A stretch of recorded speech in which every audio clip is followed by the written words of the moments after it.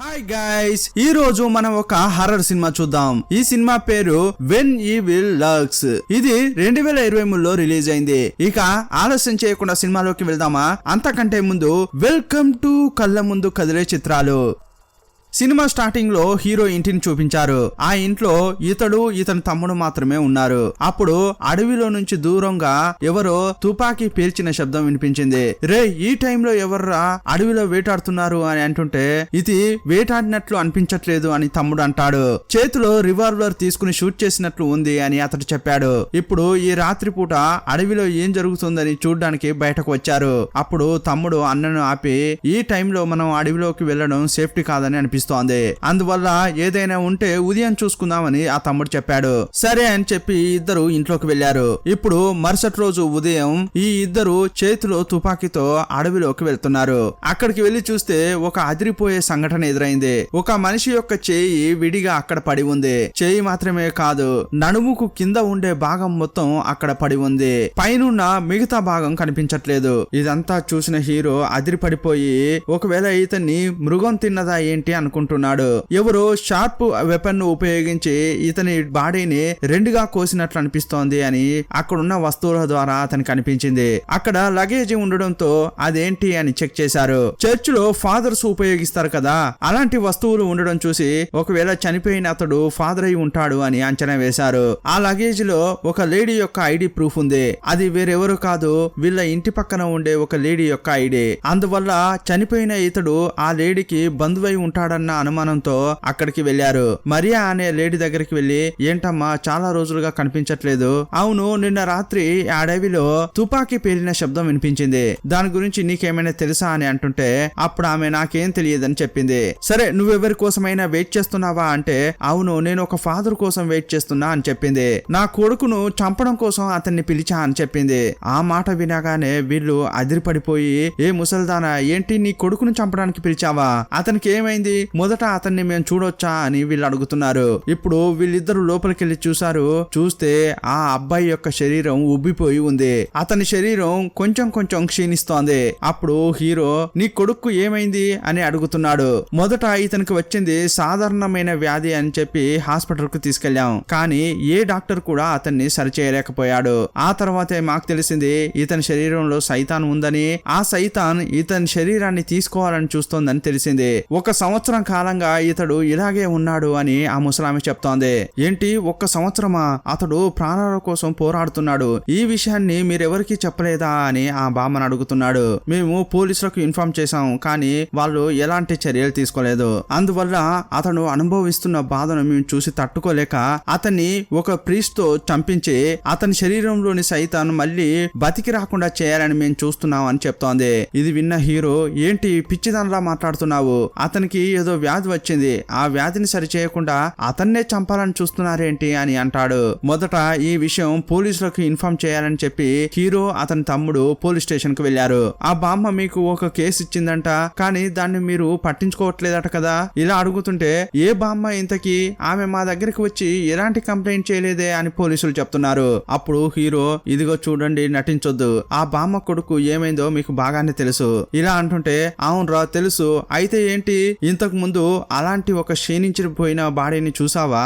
అతని శరీరంలో ప్రాణం మాత్రమే ఉంది. ఒకవేళ అతన్ని చూడ్డానికి వచ్చినప్పుడు, అతన్ని లేపినప్పుడు మాకేమైనా అయితే అందువల్ల మేము అక్కడికి రాలేము, నీ పాట నువ్వు వెళ్ళిపో అని పోలీసులు చెప్తున్నారు. అప్పుడు హీరోకు కోపం వచ్చి పోలీసులతో గొడవ పడుతున్నాడు. సీన్ కట్ చేస్తే ఆ ఊర్లో ఒక పెద్ద మనిషి ఉంటాడు. వాస్తవంగా చెప్పాలంటే హీరో మిగతా వాళ్ళు ఇతని ప్లేస్ లోనే జీవిస్తున్నారు. వీళ్ళు అక్కడికి వెళ్లి ఆ బామ్మ యొక్క కొడుకు చాలా ఇబ్బంది పడుతున్నాడు, అతని శరీరం క్షీణించిపోతోంది, దీని గురించి పోలీసులకు ఇన్ఫార్మ్ చేశాం, కానీ వాళ్ళు ఆ కేసును పట్టించుకోవడమే లేదు.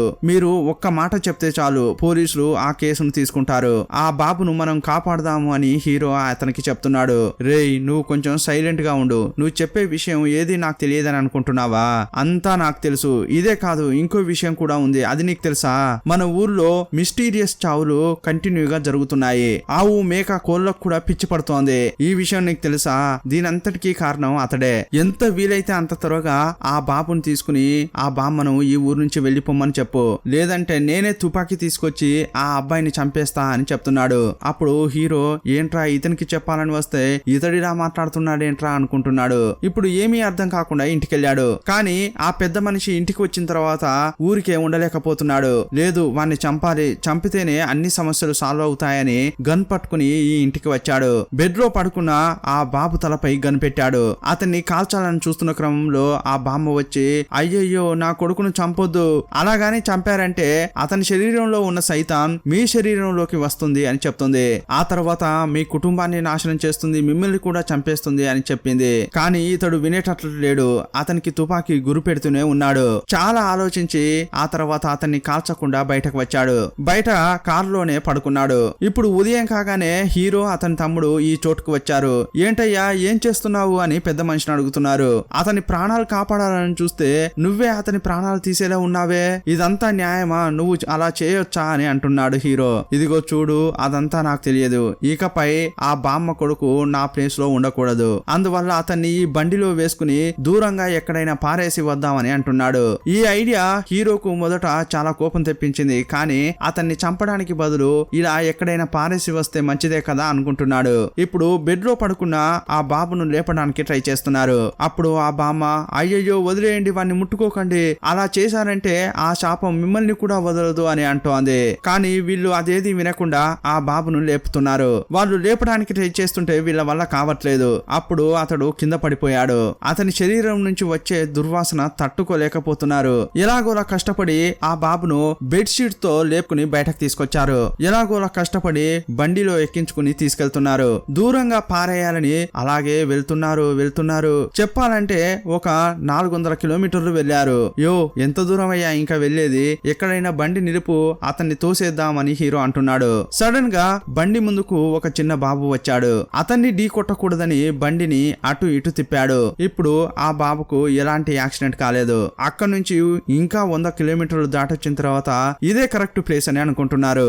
ఇక్కడ ఆ బాబును కింద పడేద్దామని బండి ఓపెన్ చేసి చూస్తే లోపల ఆ బాబు యొక్క బాడీ కనిపించట్లేదు. ఇప్పుడు వీళ్ళు షాక్ అయిపోయారు. అతడు ఎక్కడికి వెళ్ళాడు అని అనుకుంటున్నారు. ఇప్పుడు ఆలోచిస్తున్నారు. వచ్చే దారిలో ఒక బాబు అడ్డం రావడంతో బండిని సడన్ గా తిప్పారు కదా, అలాంటి టైంలో ఆ బాడీ ఎక్కడైనా పడి ఉంటుందేమో అనుకుంటున్నారు. కానీ దాని గురించి ఏమీ బాధపడలేదు. ఎలాగోలా ఆ డెడ్ బాడీ కింద పడిపోయిందిలే అనుకుంటున్నారు. ఇకపై అతని గురించి బాధపడాల్సిన అవసరం లేదని మళ్ళీ తిరిగొచ్చారు. ఆ నైటు ఆ పెద్ద మనిషి ఒకలాగా ఉన్నాడు. అందువల్ల భార్య ఏమీ మాట్లాడకుండా ఇంటి నుంచి బయటకు వెళ్ళింది. సడన్ గా భర్త పేరును పెట్టి ఆమె బాగా పిలుస్తోంది. అందువల్ల చాలా వేగంగా గొర్రెల గుంపులోకి వెళ్లి చూస్తే అక్కడ ఒకే ఒక మేక మాత్రం చాలా వ్యత్యాసంగా ఉంది. ఇప్పుడు వీళ్ళు డెడ్ బాడీని విసిరేశారు కదా, అందులో ఉన్న సైతాన్ ఈ మేకలోకి వచ్చినట్లుంది. అప్పుడు ఆ పెద్ద మనిషి తుపాకీ తీసుకొచ్చి పైకి కాల్చాడు. అక్కడ ఉన్న మేకలన్నీ పారిపోయాయి.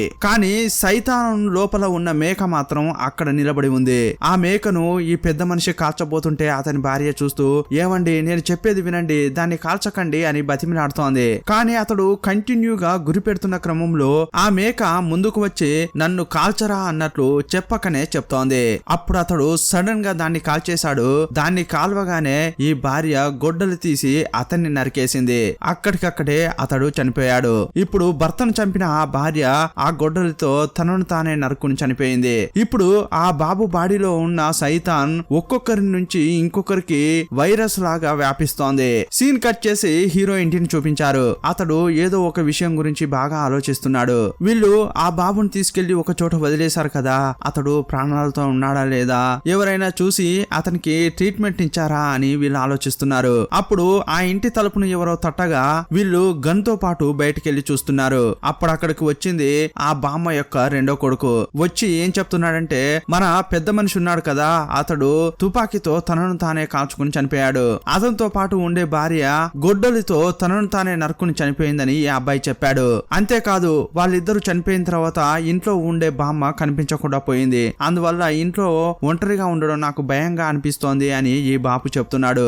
ఈ రోజు నేను మీ ఇంట్లో ఉండొచ్చా అని ఆ బాబు అడిగాడు. సరే పోతే పోయిందని హీరో ఇంటి పక్కన ఉన్న బర్రెల కొట్టంలో ఆ బాబును ఉండమని చెప్పాడు. కానీ ఈ జరిగే విషయాలను చూస్తుంటే హీరోకు చాలా భయంగా భయంగా ఉంది. ఎందుకంటే ఆ బాబును వేరే ఒక చోట పారేసి వచ్చిన తర్వాత ఈ ఊరి పెద్ద మనిషి యొక్క కుటుంబమే ఖాళీ అయిపోయింది. అది చాలదన్నట్లు ఈ బామ్మ కనిపించకుండా పోయింది. ఇప్పుడు ఆ బాబును ముట్టుకోవడమో లేక పారేసి రావడం వల్ల తన ఫ్యామిలీకి ఏదైనా అవుతుందా అని హీరో అనుకుంటున్నాడు.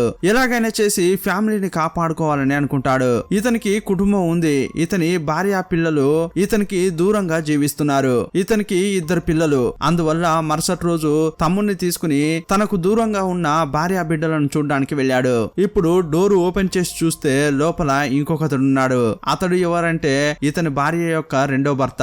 అతడు ఇతన్ని చూసి, రే ఎందుకు వచ్చావురా, మర్యాదగా బయటకు వెళ్ళరా అని ఆ రెండో భర్త అంటున్నాడు. కానీ హీరో అస్సలు వినట్లేదు. నా భార్య బిడ్డలను కాపాడుకోవాలి, మర్యాదగా తలుపు తెరవరా అని లోపలికి వచ్చాడు. వేగంగా వచ్చి తను వేసుకున్న డ్రెస్ ను విప్పేశాడు. ఎందుకంటే ఈ డ్రెస్ వేసుకునే నిన్న అతడు ఆ డెడ్ బాడీని మోసాడు. అందువల్లే ఆ డ్రెస్ ను అక్కడే విప్పేశాడు. ఇప్పుడు హీరో యొక్క భార్య వచ్చింది. ఏయ్ నువ్వెక్కడేం చేస్తున్నావు, నువ్వు ఎంత బతిమిలాడినా కూడా నా పిల్లల్ని నీతో పంపించను అని అంటోంది. ఇదిగో చూడు, నేను నీతో గొడవ పడడానికి రాలేదు, మిమ్మల్ని కాపాడడానికే వచ్చాను. త్వరగా నాకు ఒక కొత్త డ్రెస్, ఒక అగ్గిపెట్ట తీసుకొచ్చి ఇవ్వు అంటుంటాడు. అదే టైంలో ఆ ఇంట్లో ఒక కుక్క ఉంది. ఆ కుక్క వచ్చి ఈ డ్రెస్ ను వాసన చూసింది. ఎలాగోలా చేసి హీరో తను వేసుకున్న డ్రెస్ ను కాల్చేశాడు. ఇప్పుడు ఈ ఇంట్లో చిన్న పిల్లలు 3 ఉన్నారు. హీరోకు అతని భార్యకు పుట్టింది 2.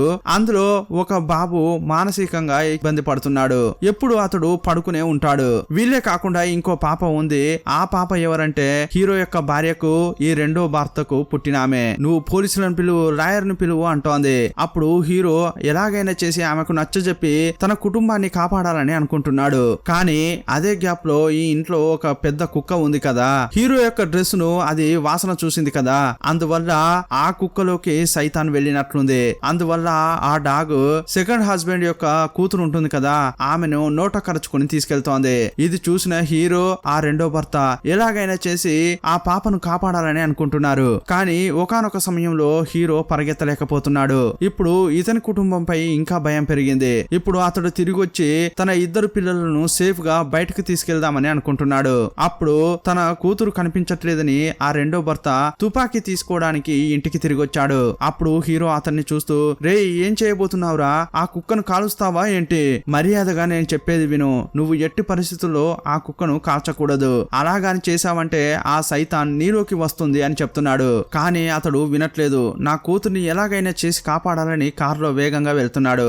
అయ్యయ్యో ఇప్పుడు నేనేం చేసేది అని హీరో ఆలోచిస్తున్న క్రమంలో అటువైపు పోలీసులు వెళ్తున్నారు. వాళ్ళతో పిచ్చి పట్టిన ఒక కుక్క ఒక పాపను ఎత్తుకెళ్ళిందని చెప్పాడు. ఎలాగైనా చేసి ఆ పాపను కాపాడండి, ఇక ముఖ్యంగా ఆ కుక్కను ఎట్టి పరిస్థితుల్లో కాల్చకూడదని చెప్పాడు. అప్పుడు సడన్ గా ఒక బుల్లెట్ పేలిన శబ్దం వినిపించింది. హీరో ఆ శబ్దం వచ్చిన వైపు వెళ్తున్నాడు. చూస్తే ఆ రెండో భర్త కుక్కను చూడగానే దాన్ని కాల్చి చంపేశాడు. అయ్యయ్యో ఇప్పుడు నా కుటుంబానికి ఏమవుతుందో అని హీరో ఇంటికొచ్చి చూశాడు. ఇప్పుడు ఆ కుక్క ఆ పాపను ఎత్తుకెళ్ళింది కదా, ఆమె ఇప్పుడు ప్రాణాలతో బాగానే ఉంది. ఆమె శరీరంపై చిన్న గీతలు కూడా పడలేదు. ఇదంతా చూసిన హీరో ఏదో సరిలేదు, మొదట మనం ఇక్కడ నుంచి బయలుదేరాలి అంటుంటాడు. తన 2 పిల్లల్ని కారులో ఎక్కించుకుని అక్కడి నుంచి వెళ్లాలని చూస్తున్నాడు. అప్పుడు బయట ఉన్న ఆ చిన్న పాప వాళ్ళ అమ్మను చూస్తూ, అమ్మా నాన్న నిన్ను చంపబోతున్నాడమ్మా. అతడు కారులో ఇంటికి వస్తాడు. ఆ తర్వాత బూమ్ అని అంటోంది. కానీ ఆమె ఏం చెప్పబోతోందో ఈ తల్లికి అర్థం కాలేదు. అప్పుడు హీరో యొక్క కారు బయటకు వెళ్ళింది. అదే టైంలో ఈ రెండో భర్త కారును స్పీడ్ గా తీసుకొచ్చి ఈ అమ్మపై ఎక్కించాడు. అంతే, ఇదంతా చూసి హీరో భయపడిపోయాడు. హీరో చాలా స్పీడ్ గా కారును నడుపుతున్నాడు. ఆ తర్వాత చూపించారు ఈ రెండో భర్త చనిపోలేదు, ఇంకా ప్రాణాలతోనే ఉన్నాడు. కానీ ఆ చిన్న పాప తల్లి చనిపోయిందని బాధపడకుండా, చూసారా నేను చెప్పింది జరిగింది అని ఎగిరి గంతులేస్తోంది. ఇంకోవైపు హీరో తమ్ముడు వాళ్ళ అమ్మను పిలవడానికి వెళ్ళాడు. ఇప్పుడు హీరో వాళ్ళను చూడడానికి బయలుదేరాడు. ఆ బామ్మ తన కొడుకు పిల్లలను చూసి సంతోషపడుతోంది. ఏంట్రా నీ భార్య మనసు మారిందా, 2 పిల్లల్ని నీతోనే పంపించింది, ఇంతకీ ఆమెక్కడ బాగానే ఉందా అని అడుగుతోంది. హీరో ఏ సమాధానం చెప్పకుండా వాళ్ళని ఎక్కడికో దూరంగా తీసుకెళ్తున్నాడు. అప్పుడు హీరో యొక్క కొడుకు ఆ బామ్మతో, బామ్మ ఏదో అతీత శక్తులు సైతాన్లు అని చెప్తున్నారు కదా, వాటి గురించి మీకేమైనా తెలుసా అని అడుగుతున్నాడు. ఎందుకు తెలియదు, వాళ్ళ గురించి నాకు బాగా తెలిసే. ఇప్పుడు మనం ఉన్న ఈ ప్రపంచంలో దేవునిపై భక్తి చాలా చాలా తగ్గింది. అందువల్ల చాలా ఏళ్లుగా ఎదురు చూస్తున్న సైతాన్లు భూమిపై ఎలా జన్మ ఎత్తాలా అని అవి కూడా ఎదురు చూస్తున్నాయి. కానీ నిజంగా సైతాన్లలో చాలా రకాలున్నాయి. ఏదో ఒక సైతాన్ భూమిపై జన్మ ఎత్తాలంటే వాటికి మొదట మనిషి యొక్క శరీరం కావాలి. ఆ శరీరం ద్వారానే సైతాన్ జన్మిస్తుంది. అది అలా పుట్టాలంటే కొన్ని నెలలు పడుతుంది. అది పుట్టడానికి ముందు మిగతా వాళ్ళ శరీరంలోకి వెళ్ళిందంటే ఎట్టి పరిస్థితుల్లో కూడా అలాంటి వాళ్ళను తుపాకీతో కాల్చకూడదు. అలాగాని కాల్చితే అది కాల్చిన వారి శరీరంలోకి వెళ్తుంది. ఆ తర్వాత అది వైరస్ లాగా కంటిన్యూగా వ్యాప్తి అవుతూనే ఉంటుంది. ఇలా ఆ బామ్మ విషయం చెప్తోంది. అప్పుడు హీరో, అమ్మ ఏంటి ఏం మాట్లాడుతున్నారు మీరు, అతడు చిన్న పిల్లాడు, ఇదంతా తెలుసుకుని వాడు ఏం చేస్తాడు అని అంటుంటాడు. అప్పుడు హీరో వాళ్ళ అమ్మకు ఒక కాల్ వచ్చింది. ఎవర్రా అని చూస్తే ఫోన్ చేసింది హీరో యొక్క భార్య. అది చూసిన హీరో, ఏంట్రా చనిపోయిన ఆమె నుంచి ఫోన్ వస్తుంది ఏంటి అనుకుంటున్నాడు. కొంచెం దూరంగా వెళ్లి ఫోన్ అటెంప్ట్ చేశాడు. అటువైపు నుంచి హీరో యొక్క భార్య మాట్లాడుతోంది. కానీ ఆమె మాట్లాడే మాడ్యులేషన్ వేరేలాగా ఉంది. రే ఏంట్రా, నేను వద్దు వద్దు అన్నా కూడా నా పిల్లల్ని నీతో తీసుకెళ్లావు కదా, ఇప్పుడు నాకు పిల్లలు కావాలి, మర్యాదగా తీసుకొచ్చి వాళ్ళని ఇంట్లో వదిలేయి. నేను నీతో ఎందుకు కలిసి జీవించలేదో ఆ విషయం నీకు తెలుసు కదా. ఎందుకంటే మన పెద్ద కొడుకి కాళ్ళు చేతులు బాగా లేవని చెప్పి కడుపులోనే వాణ్ణి కరిగించమని నువ్వు చెప్పావు. అందువల్లే నీ నుంచి నేను దూరంగా ఉన్నాను. నువ్వు ఒక పిరికి వాడివి, జాలి దయా లేని వాడివి అని బాగా తిడుతోంది. లేదు, నువ్వు నా భార్యవే కాదు, నువ్వు ఒక సైతాన్వి అని అతడు ఫోన్ ను పగలగొట్టాడు. నువ్వు చస్తుంటే కూడా నేను చూశానే అని చెప్పి చాలా బాధపడుతున్నాడు. అప్పుడు ఆ తమ్ముడు వచ్చి, రే నీకేమైందిరా అని అడుగుతున్నాడు. ఎందుకురా నీ భార్య మాట్లాడుతుంటే ఫోన్ ను పగలగొట్టావు అని అడిగాడు. రే నా భార్య చనిపోయిందిరా, ఆమె యొక్క రెండో భర్తే ఆమెను కారుతో ఢీకొట్టి చంపేశాడు. నేను నా కళ్ళతో చూసా, ఆమె శరీరం చెదిరి పడిపోయింది. ఇలా అంటుంటే, సరే అలాగైతే ఆమె నీకు కాలేలా చేసింది అని తమ్ముడు అడుగుతున్నాడు. రే నేను ఏం చెప్పినా నీకు ఇప్పుడు అర్థం కాదు, ఎందుకంటే నా చుట్టుపక్కల ఏదేదో జరుగుతోంది అని ఆ అన్న అంటున్నాడు. అప్పుడు ఆ తమ్మునికి ఏమీ అర్థం కాలేదు. కానీ మా అన్న చాలా బాధపడుతున్నాడు అని అతనికి తెలిసిందే. ఈ తమ్ముడికి తెలిసిన ఒక మంత్రవాది లేడీ ఉంటుంది. ఆమె ఇంటికి వెళ్లి మన ఫ్యామిలీ అక్కడే ఉంటే మనం కొంచెం సేఫ్ గా ఉంటామని ఆ తమ్ముడు అక్కడికి తీసుకెళ్లాడు. ఆ లేడీ వీళ్లను ఇంట్లోనే పెట్టుకుంది. అందరూ ఆ ఇంట్లోకి వెళ్లారు. కానీ హీరో యొక్క పెద్ద కొడుకు నడవలేని స్థితిలో ఉంటాడు కదా, అతడు మాత్రం రాలేదు. నేను కారులోనే ఉంటానని చెప్పాడు. అతని సేఫ్టీ కోసం హీరో కూడా వెళ్లి అక్కడే పడుకున్నాడు. ఇంకోవైపు ఆ ఇంట్లో వీరిద్దరు తప్ప అంతా చాలా హ్యాపీగా పడుకున్నారు. అప్పుడు సడన్ గా ఇంటి బయటున్న ఆ కారు అద్దం దగ్గర ఎవరో చేయి పెట్టి వెళ్తున్నారు. కానీ ఆ అబ్బాయి చూసిన తర్వాత ఎలాంటి రియాక్షన్ ఇవ్వలేదు. ఇదే టైంలో ఆ మంత్రవాది లేడీకి మెలకువ వచ్చింది. ఇంకోవైపు ఆ బామ్మ కళ్ళు తెరిచి చూస్తే ఈ చిన్న బాబుని ఎత్తుకుని హీరో యొక్క భార్య అక్కడ కనిపిస్తోంది. కానీ ఆమె చనిపోయిందన్న విషయం ఈ బామ్మకు తెలియదు కదా. అప్పుడు ఈమె లేచి, ఏమ్మా ఎప్పుడు వచ్చావు, నీ మనసు మారుతుందని నేను అస్సలు అనుకోలేదు, ఇక్కడికి నువ్వు మాత్రం ఒంటరిగా వచ్చావా అని ఈ బామ్మ ఆ లేడీని చూస్తోంది. అప్పుడు ఆమె ముఖం డిఫరెంట్ గా కనిపించింది. అందువల్ల భయపడిపోయిన బామ్మ ఈ విషయాన్ని వెంటనే తన కొడుకులకు చెప్పింది. అప్పుడు హీరో వేగంగా మిద్దె పైకి వచ్చి చూస్తున్నాడు. ఇప్పుడు భార్య శరీరంలోకి ఆ సైతాన్ వెళ్లి ఈ బాబును ఎత్తుకుంది. అప్పుడు హీరో, ఇదిగో చూడు, మర్యాదగా నా కొడుకును నాకు ఇచ్చేయి అని హీరో అడుగుతున్నాడు. అప్పుడు ఆమె పైనుంచి కిందకు సడన్ గా దూకేసింది. హీరో వేగంగా వచ్చి కింద చూస్తే భార్య కనిపించట్లేదు, బాబు కనిపించట్లేదు. కారులో ఉన్న ఇంకో బాబుకు ఏమైనా అవుతుందా అని చెప్పి వేగంగా కారులోకి వెళ్ళాడు. ఆ బాబుకు ఏం కాలేదు, బాగానే ఉన్నాడు. అప్పుడు హీరో తమ్ముని దగ్గరికి వెళ్లి, ఇతన్ని జాగ్రత్తగా చూసుకో, ఎలాగైనా చేసి ఆ సైతాన్ దగ్గరికి వెళ్లి ఇంకో బాబుని తీసుకొస్తా అంటున్నాడు.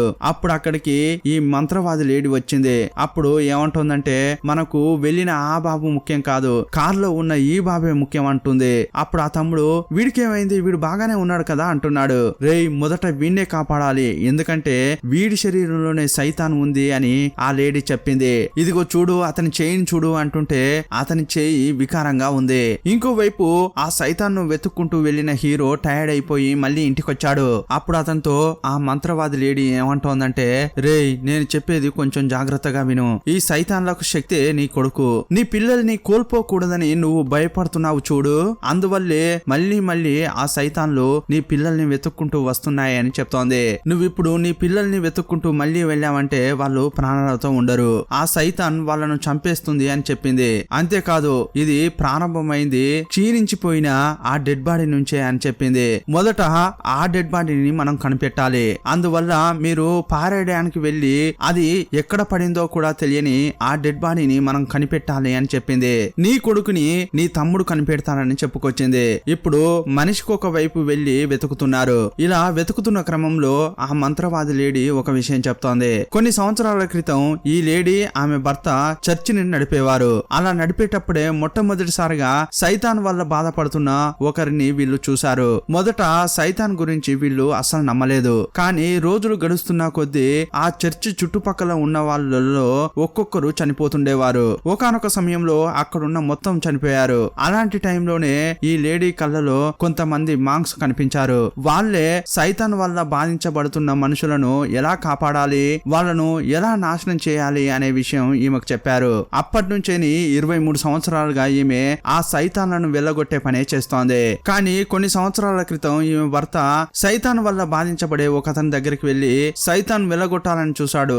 కానీ వెళ్ళిన వాడు తిరిగి రాలేదు. మేబీ అప్పుడు అక్కడి నుంచి తప్పించుకున్న సైతానే ఇప్పటి వరకు కొనసాగుతూ వస్తుందేమో అని ఈమె చెప్తోంది. సీన్ కట్ చేసి హీరో యొక్క తమ్ముని చూపించారు. అతడు హీరో యొక్క భార్యను కొడుకును వెతుక్కుంటూ వెళ్తున్నాడు. అలా వెళ్తున్న క్రమంలో హెడ్ లైట్ సడన్ గా ఆఫ్ అయి వెలుగుతోంది. సడన్ గా రోడ్ లో హీరో యొక్క భార్య నడుచుకుంటూ వెళ్తోంది. అది చూసి షాక్ అయిపోయిన అతడు నైట్ పూట ఈమె ఎక్కడికి వెళ్తోంది అనుకుంటున్నాడు. కారును కొంచెం కొంచెంగా ఆమె దగ్గరికి తీసుకెళ్తున్నాడు. ఇప్పుడు చూస్తే ఆ బాబును చంపేసి అతని బ్రెయిన్ ను ఈ దయ్యం కొంచెం కొంచెంగా తింటోంది.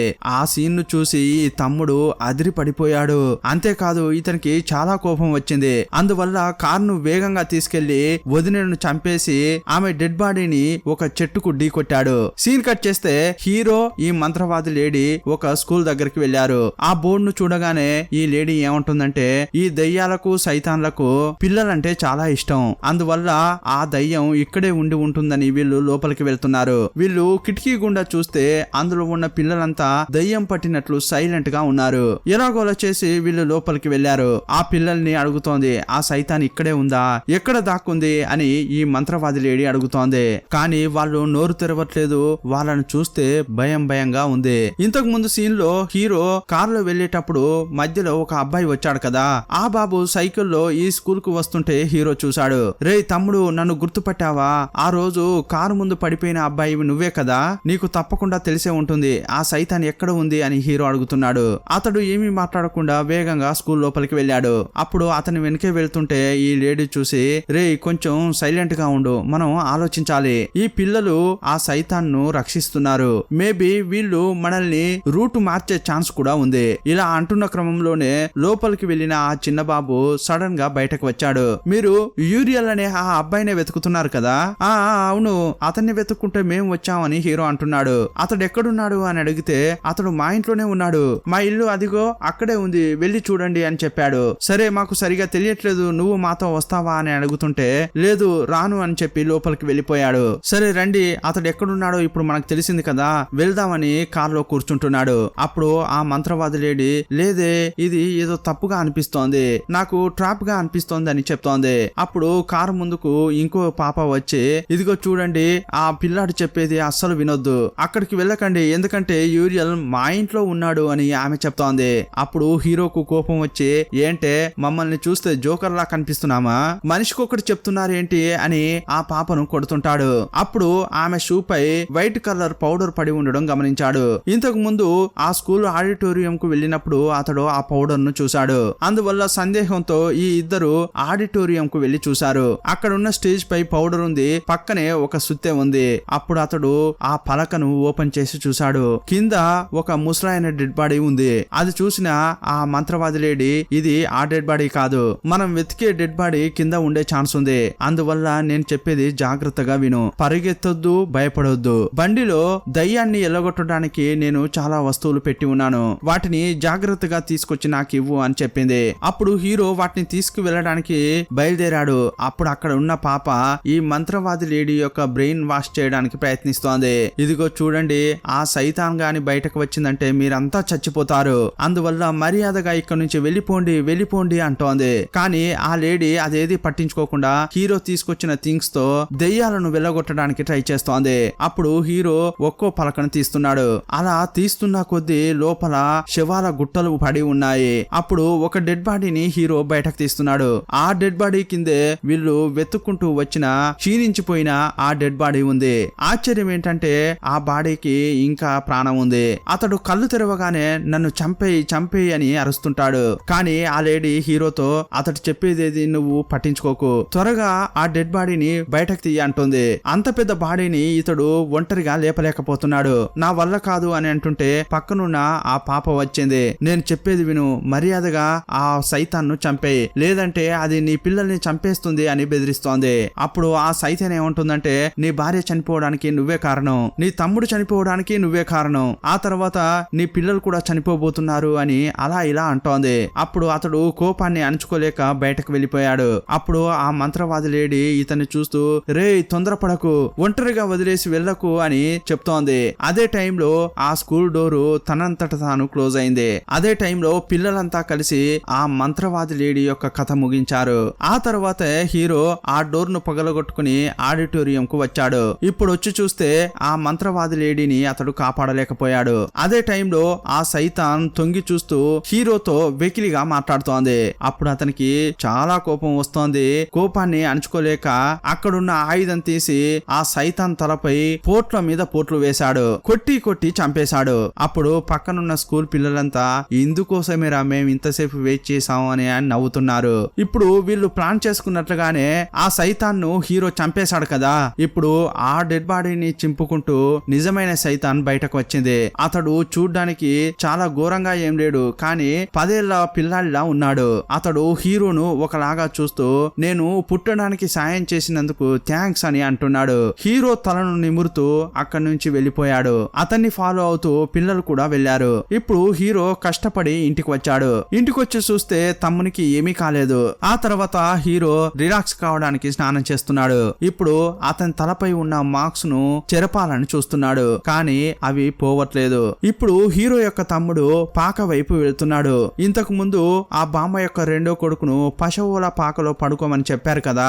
అప్పుడు అతడు ఈ తమ్మునితో ఒక నిజం చెప్తున్నాడు. అదేంటంటే ఫస్ట్ హీరో అతని తమ్ముడు అడవిలో ఒక డెడ్ బాడీని చూశారు కదా, ఫాదర్ యొక్క డెడ్ బాడీ. అతన్ని చంపింది ఈ పాకలో ఉన్న అబ్బాయే. అతన్ని చంపి తిన్నదే కాదు, వీళ్ళ అమ్మను కూడా చంపి తిన్నది ఈ అబ్బాయే. ఆ తర్వాత హీరో స్నానం చేసి అక్కడున్న మంట దగ్గరికి వచ్చి చలి కాగుతున్నాడు. అప్పుడు అతని కొడుకు నోట్లో స్పూన్ పెట్టుకుని దగ్గుతున్నాడు. అప్పుడు ఏమైందిరా నీకు అని హీరో అతని నోటిని చెక్ చేస్తున్నాడు.